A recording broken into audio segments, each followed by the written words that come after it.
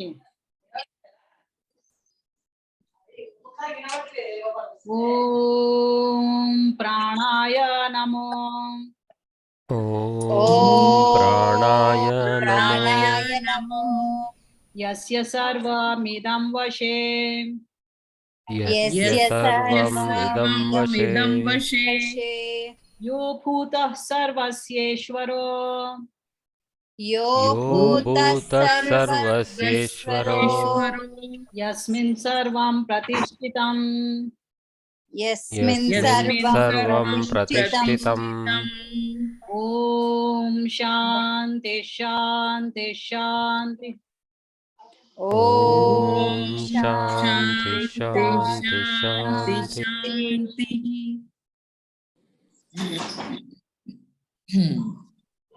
Okay, so recap. Unless any insights were there from what you studied. So I have a question, Uttara. Mm-hmm. So Pipalad had explained to his students that, one who knows this about this prana can achieve moksha. So did they achieve moksha, his students? But these are little hyperbolic statements. So it's not the only thing. Obviously, the real way you can achieve moksha is what Patanjali had said, and that is that you have to see the self. So only. Correct. So I think he also meant that, right? He meant that the one who knows this, one who understands how this, this Atma is coming in with the prana, the importance of the prana, and how if you try to, keep the prana in good, with good thoughts and all, you will, and some practices, obviously, I think that goes unsaid. Yes, yes. You're right. It should help you, right? That is how you will achieve moksha. True, true. You will understand prana really well only when you have witnessed the self. Okay. Yeah.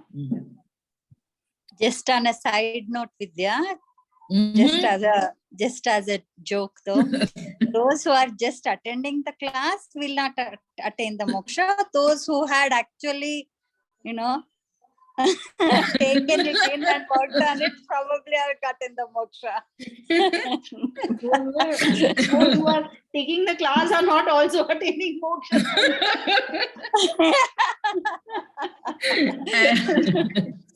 Okay. Yeah. Hari Om, Shanta and Uma.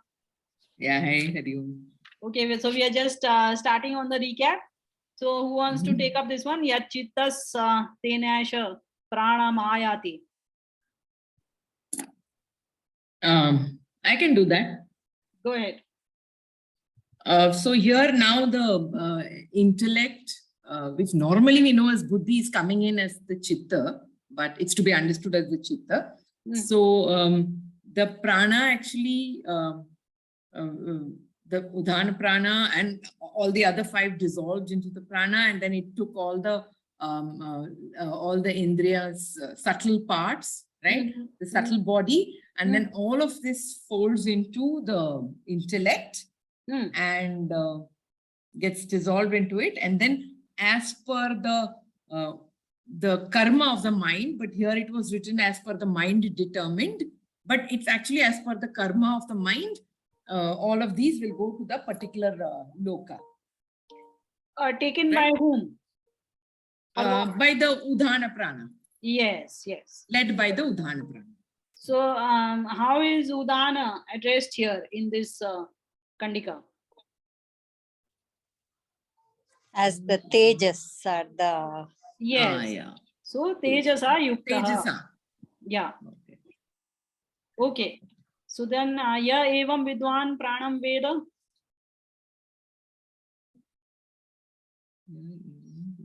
So what just Vidya had asked, those who have understood the nature of this as prana would attain moksha. Yeah, yeah. Then utpatti mayati sthanam vibhutvam. Anybody else? Anuj, you want to take up?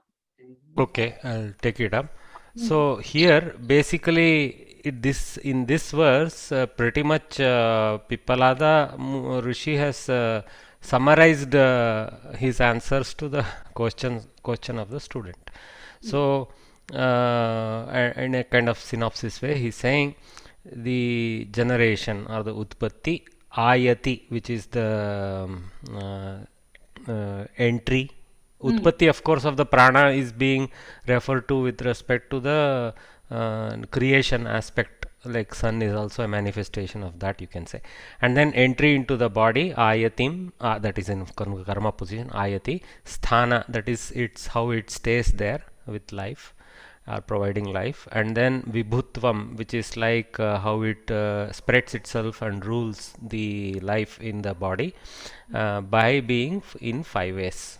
We have seen those through the various verses in the chapter. And then basically the next part is about how, again, it's kind of repetition of just the previous verse, you can say. Knowing this prana, how one obtains the state of amrutatva or moksha or eternality. That's what is being talked So, about here. what is Adhyatmam cha? I don't know The specifically. connection of the soul and the prana. Yes. And cha stands for also Bahya. So, Bahya. also the Bahya roop of the prana, which was the sun, etc., which Anuj mentioned. Okay, okay. So knowing one both inside and as the cosmic entity, part of the cosmic entity, one will attain moksha. Okay, okay. Actually, in the Siddhi part of our Yoga Darshanam. Yoga Darshanam, it had like that only, no? That if you focused and you had understood this part, then you would understand the world, these parts of the world, right? So this is somewhat,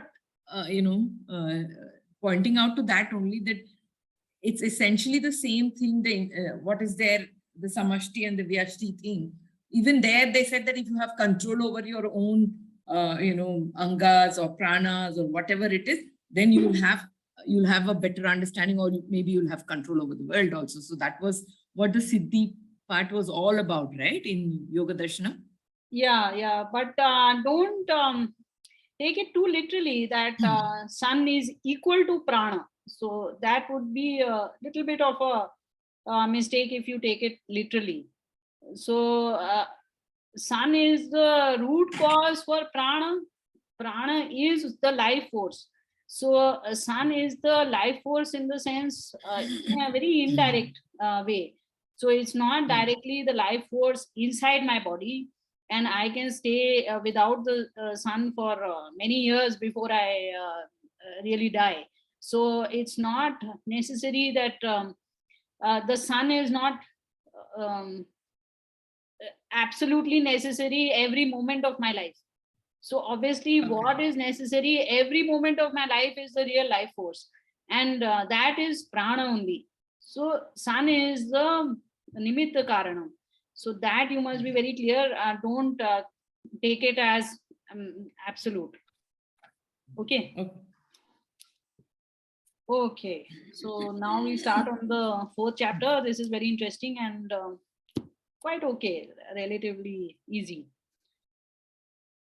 Okay, so now Saurayani Garge comes up and he asks his questions rather, and for this he goes back to the second question in which we had covered the devas.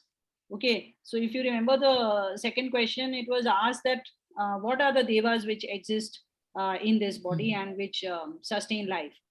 Okay, from there we had moved on to pranas.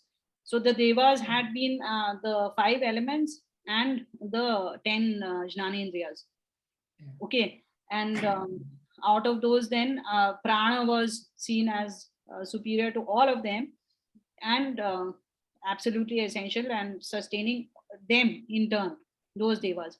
So now Saurayani Gargya goes back to devas. See, one of the English translations of Deva, and also what we understand in normal lingo, is Dev is equal to God. Now you must not understand Dev as equal to God in Vedic literature. As I've told you, Deva means something which has divine qualities. And by divine qualities also, you should not understand it as miraculous qualities. But these are very, very exceptional qualities, something which, by the combination of hydrogen and oxygen, you get water which sustains life. So something like that, that these two things have combined and given something so exceptional. So in that sense, even water becomes divine.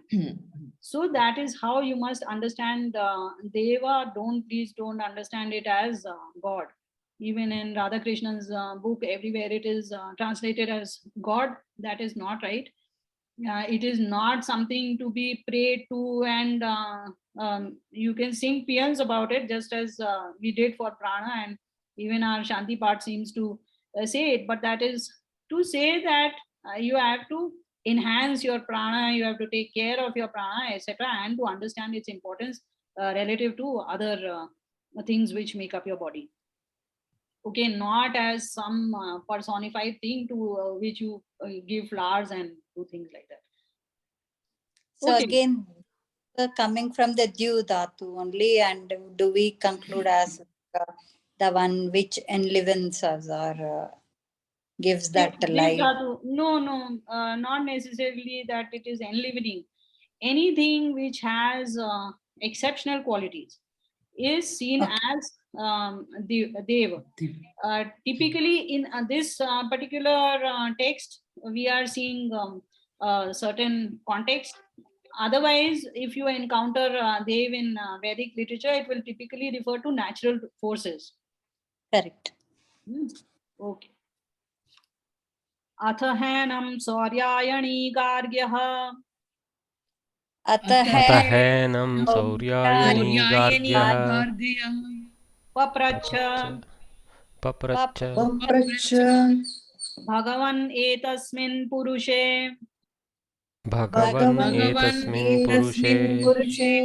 कानि स्वपन्ति कान्यस्मिन् जाग्रति Qatar एष देवः स्वप्नान् पश्यति कस्यैतत् सुखं भवति कस्मिन्नु सर्वे सम्प्रतिष्ठिता भवन्तीति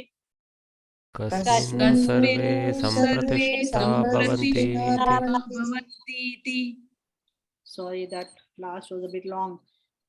Okay, so Atha, then her surely enam Sauryayani Gargya papracha. Sauryayani Gargya next asked Maharshi Pipalad, Bhagavan etasmin purushe, O Lord, in this purush. Now purush here is not the soul but the body. In this body, kani swapanti, and how many sleep, and how many what comes from katara esha deva. So deva, that how many devas are asleep in this body, when at the time of sleep. So when the body sleeps, how many of these devas sleep?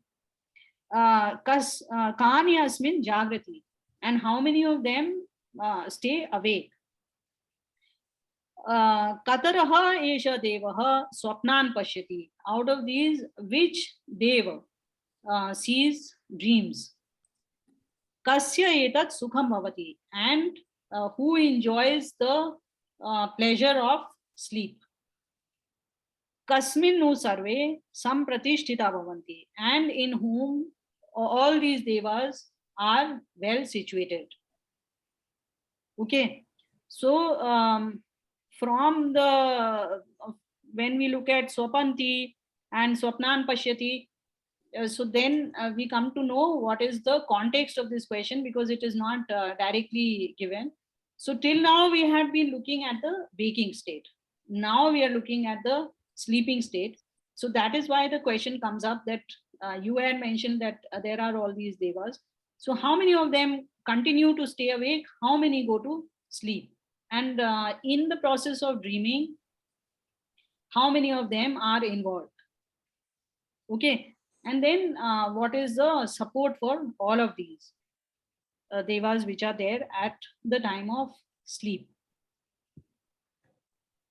See this division of sleep into sleep and swapna. Here it is given as sleep only, but it is actually called sushupti and swapna. Two stages are there. Even in this Upanishad, you are finding these two stages.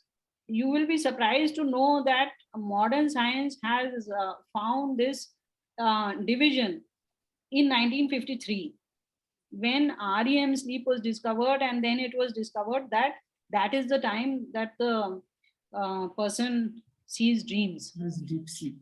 Okay, so there are, it is recognized today that there are two parts of sleep. It is called REM sleep and non-REM sleep, or NREM sleep. So REM sleep is, the full form is rapid eye movement sleep. So when we are dreaming, our eyes under the eyelids, they move rapidly back and forth as if they are watching a scene, which is what they are watching. So as per the dream, the eye also moves. And then you have the non-REM sleep, in which the eye can roll slowly, but it does not really move rapidly. So that is the deep sleep part, in which there is no swapna. So this has been known throughout. Those who have done other Upanishads with me remember that in other Upanishads also we have encountered this. In other texts also we have encountered these two stages of sleep, Sushupti and Swapna. Okay. So the next one. Tasmai sahovacha Tasmai sahovacha yatha gargya marichayo yatha gargam marichayo arkasyastam gachatah arkasyastham gachatah sarva etasmin sarva etasmin tejo mandala eki bhavanti tejo mandala eki bhavanti taha punaha punarudayatah taha punarudayatah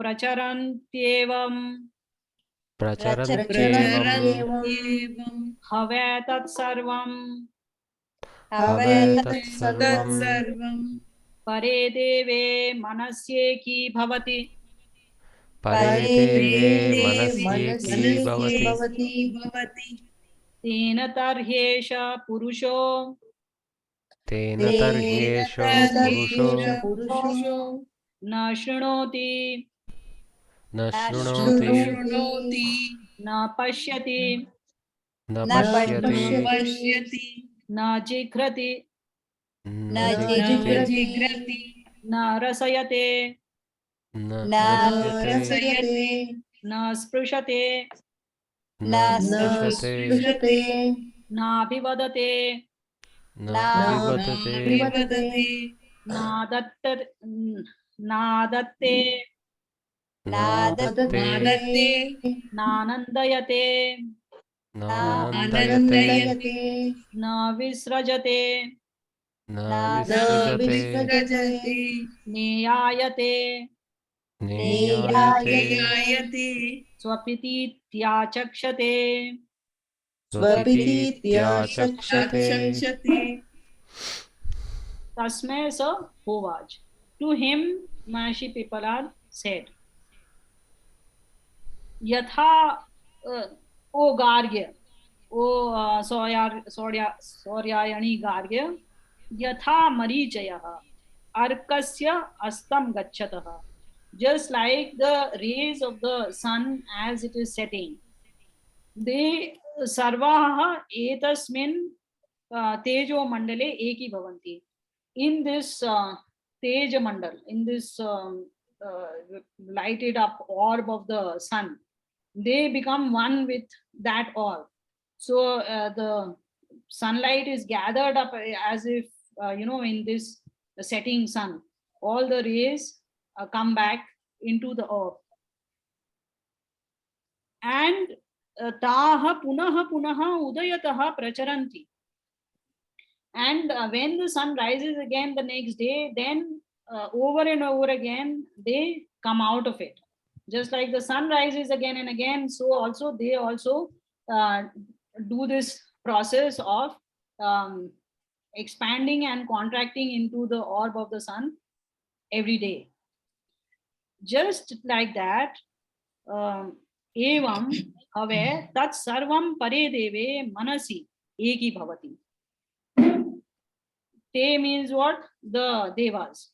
So those devas also at the time of sleep, when the person is going into deep sleep, that time these devas, they become one with the Paradeva. Okay. So who is the Paradeva? That Pipalad only says the Mana. Okay. So till now we have been singing peons about prana. Now we are saying that mana is the best of the devas. So see, the context as it changes, so also you must change your viewpoint. Don't take things as hard and fast, as I have told you again and again. So see, of all the devas, you see the 5 elements, and then all the indriyas, plus prana also. Let us include prana also into the devas. Among all of these, which is the most complex, which is the most intelligent? The mana, right? And here the mana is equal to the buddhi also. So the intellect is included in this mana here. Don't get confused. It is one only.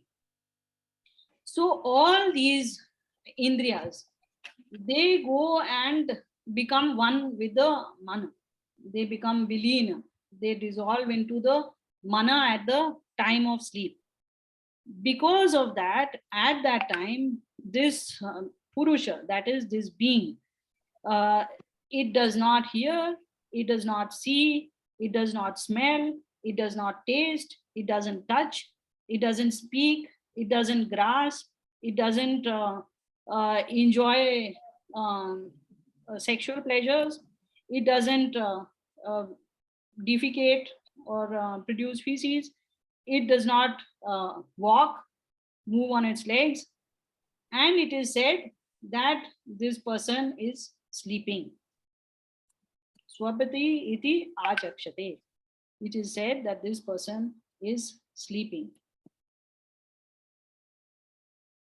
Okay, so because the senses have all gone in and only the mind has remained functional in a way, and all these have stopped looking out and checking out their subjects and grasping their subjects and giving it to the mind, or being controlled by the mind in terms of karmendriyas. They all become still and do not see or do anything. Only the mind remains functional. Uttara, is there any different meaning for sleep here, or is it the sleep like what we do every day? And I told just now, right?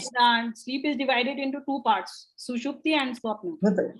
So deep sleep is what is covered by sleep here. Okay, deep sleep. Yeah, okay. The non-REM sleep, NREM sleep. So if we are sleeping in the Sushupti mode, that means we won't hear anything.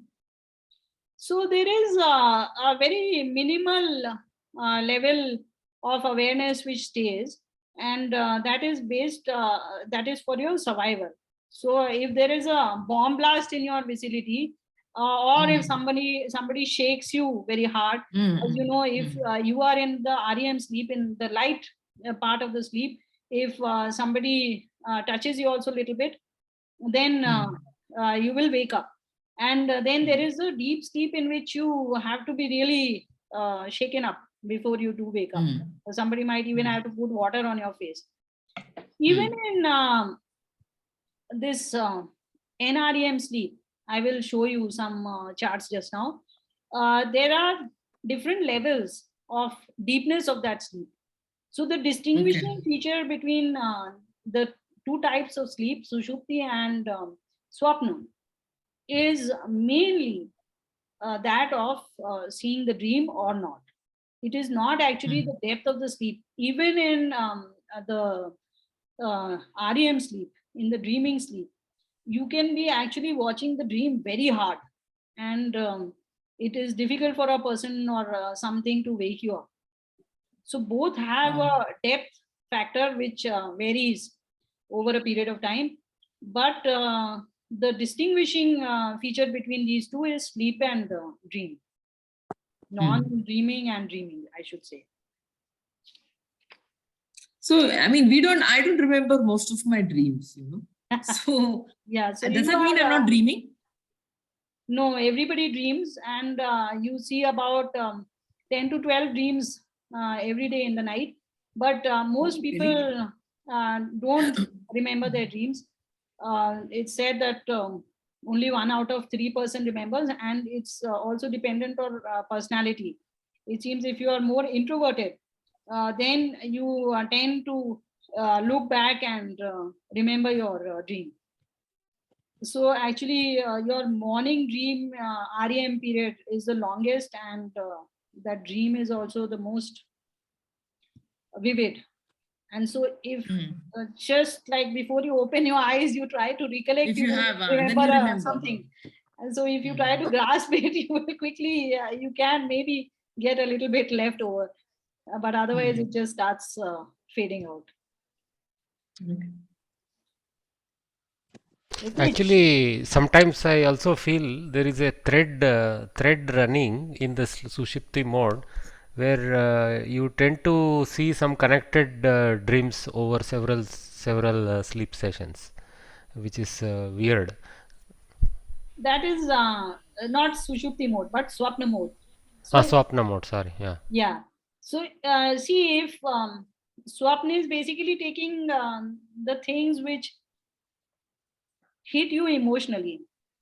So since that could have that could be a lasting effect, so you may continue to see the same dream or a related dream in subsequent sessions as well.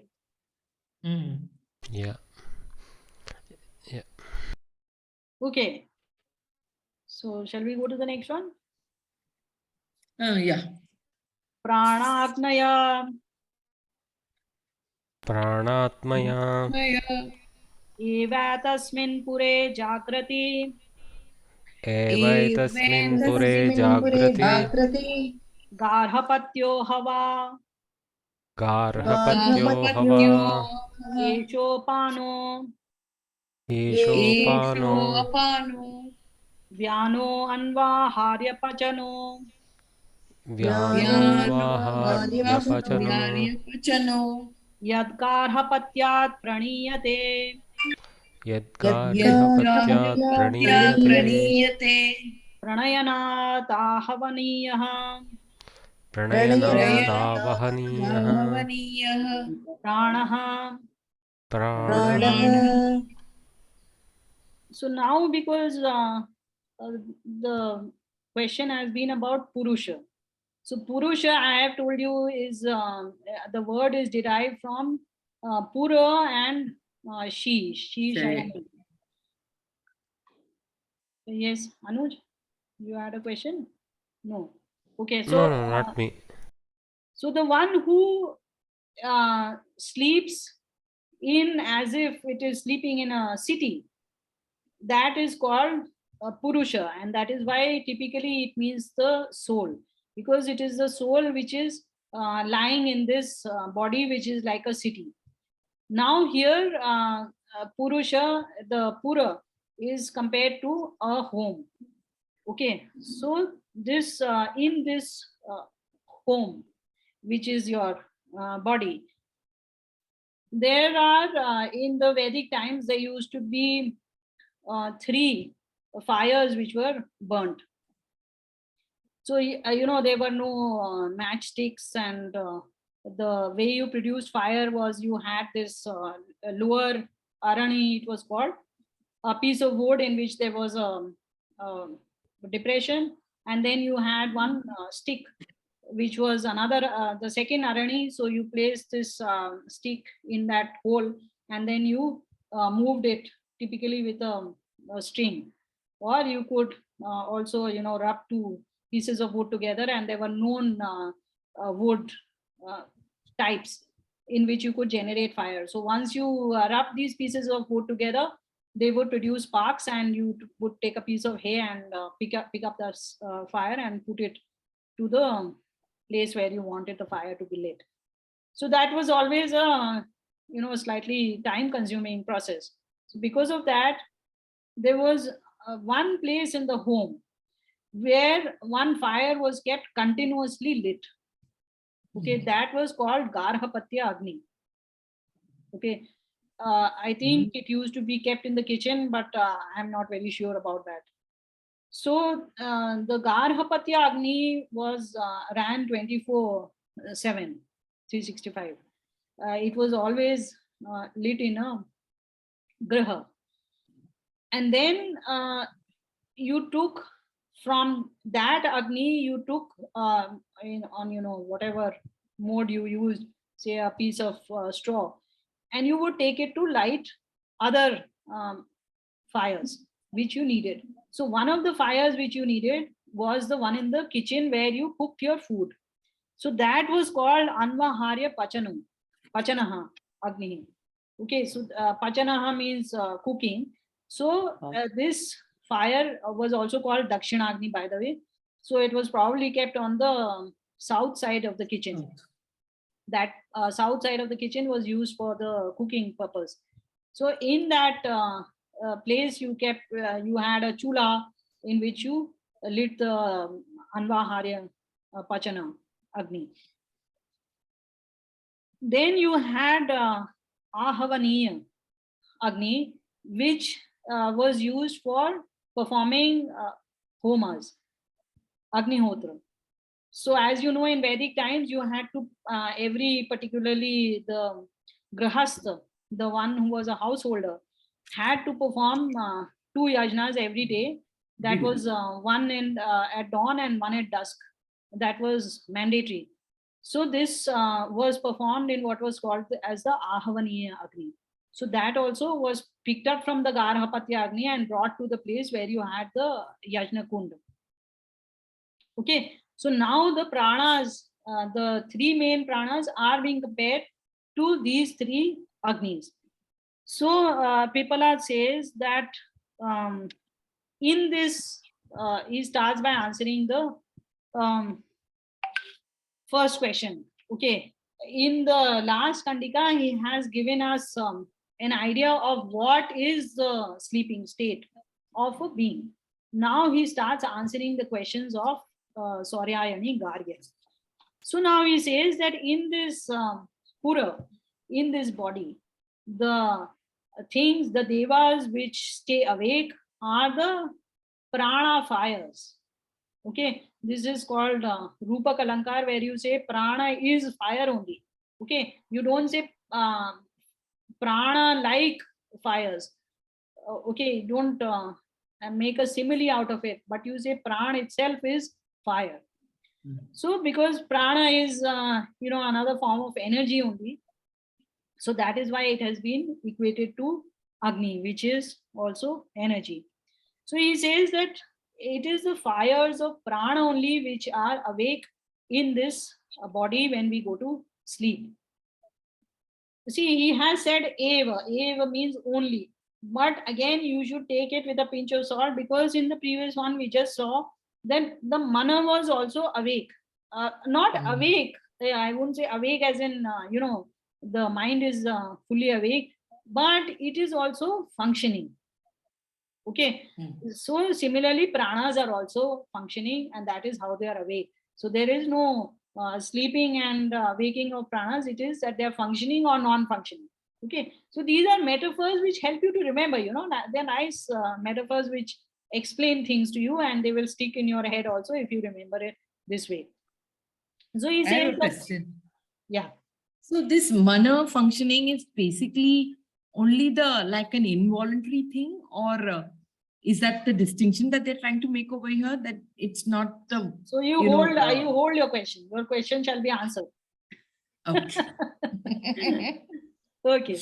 So it is only the fires of prana which burn in this pura when you go to sleep. So garahapatya have esha apanaha. So this garapatya is apana only, and vyana anvaharya pachanam. So vyana is equal to anvaharya pachanam, and yad garapatyat praniyate, which is taken from the garapatya agni and brought. And because it is brought, the same way avaniya is also brought, and because it is avaniya is brought, that is why it is called